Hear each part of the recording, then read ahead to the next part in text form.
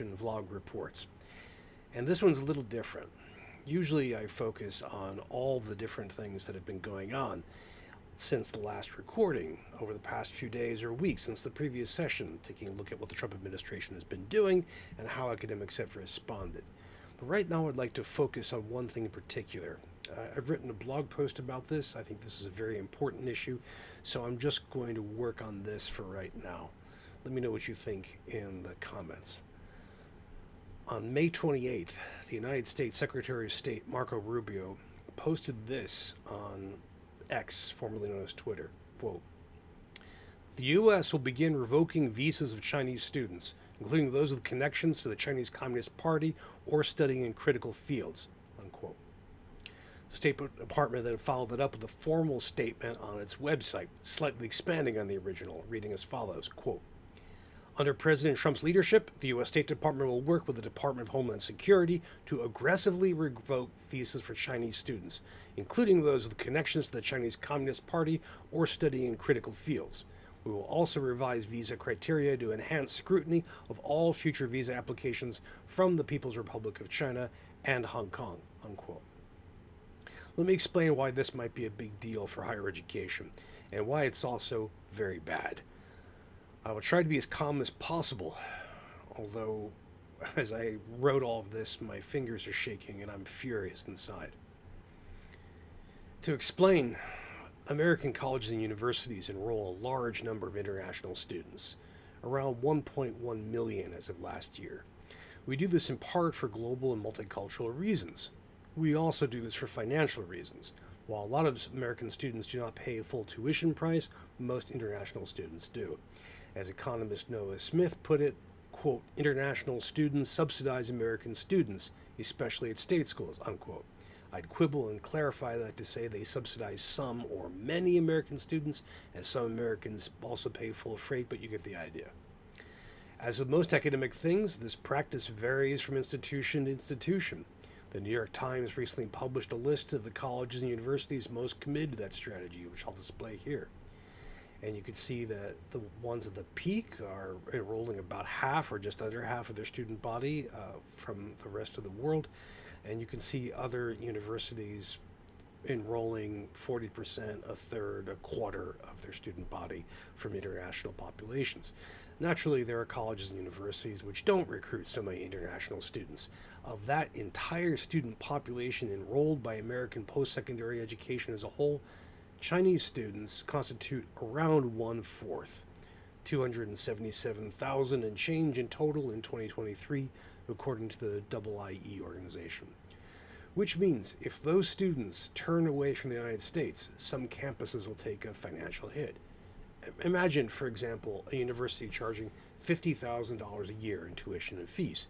20 Chinese students paying that level represent $1 million in institutional revenue, which is gone if those students disappear.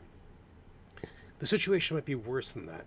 International students from countries other than China may react to Rubio's statement and decide that America is really too risky a place to be a student in the academic year 2025-2026.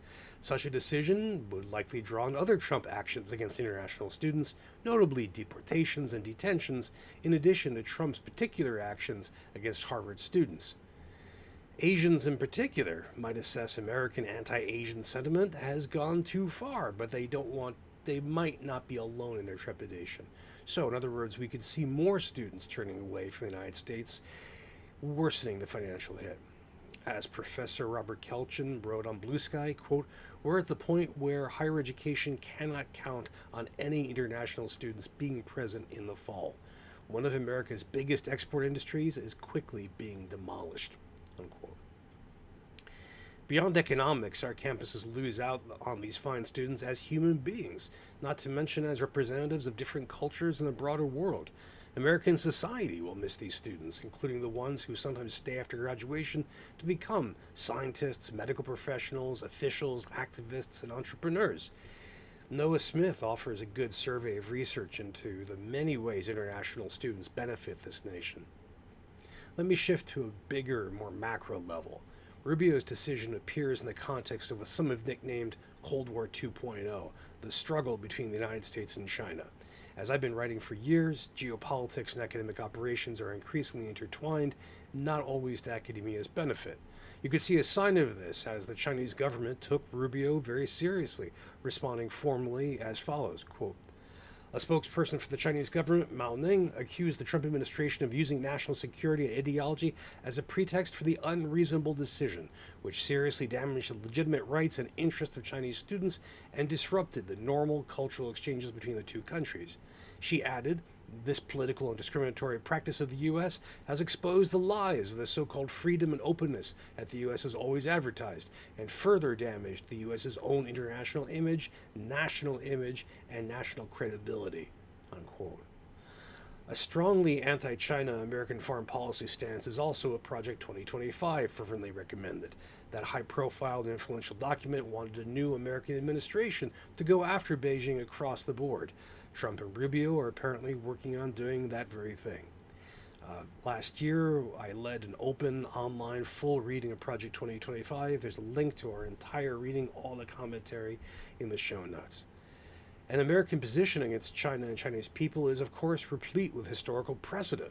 The first Cold War included a strong anti-Beijing stance running from Mao's Civil War victory through Nixon's famous pivot to China. That actually included a massive conventional war between the nations in Korea, not to mention a series of major crises. Prior to that, Congress passed the notorious Chinese Exclusion Act in 1882, which built on American racism and racial panic and is the source of the title of this vlog. One scholar told me he thinks there might also be a link to Trump's current campaign against birthright citizenship. As a major Supreme Court decision, U.S. versus Wong Kim Ark in 1898 ruled in favor of birthright citizenship for a man from a Chinese family. In case you think I'm wandering too far into the historical weeds, some Chinese people are making these connections right now in public. For example, to quote one article, quote, Rubio's announcement was a new version of the Chinese Exclusion Act, said Ling Gin, a Chinese student at Johns Hopkins University who asked to be identified only by his first name out of fear of retaliation. He said Wednesday was the first time he thought about leaving the U.S. after spending a third of his life here. Who asked to be identified only by his first name out of fear of retaliation.